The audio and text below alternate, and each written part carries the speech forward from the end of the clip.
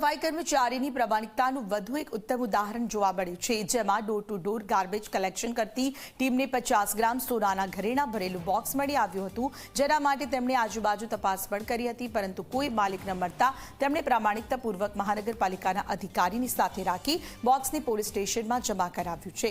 આ અંગેની મેયર દક્ષેશ માવાણીને જાણ થતાં તેમણે બંને સફાઈ કર્મચારીનું સન્માન કર્યું હતું।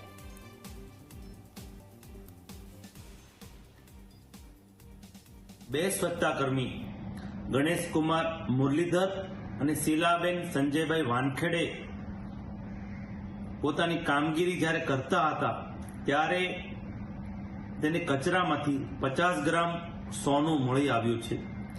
મળ્યું આવ્યું ત્યારે તે વિસ્તારના એસઆઈ અને અધિકારીઓને તે લોકોએ જાણ કરી અને જે વિસ્તારમાં door to door garbage collection કરે છે વિસ્તારમાં પૂછ્યું બધાને, પણ એના મૂળ માલિક મળ્યા નથી। ત્યારે તે સોનું સુરત મહાનગરપાલિકાના એસઆઈ, ત્યાંની સ્વચ્છતાની ટીમ પોલીસમાં જમા કરાવ્યું છે। સ્વચ્છતામાં તો સ્વચ્છતા કર્મીઓ પહેલો નંબર અપાવ્યો છે। આજે સુરતના સ્વચ્છતા કર્મીઓએ માનવતા પણ મહેકાવી છે। આજે સુરતની મેયર ઓફિસે તમામ બંને ભાઈ ને બહેનને અમે સુરતની પદાધિકારી ટીમ દ્વારા સન્માનિત કર્યા અને પ્રોત્સાહિત કર્યા।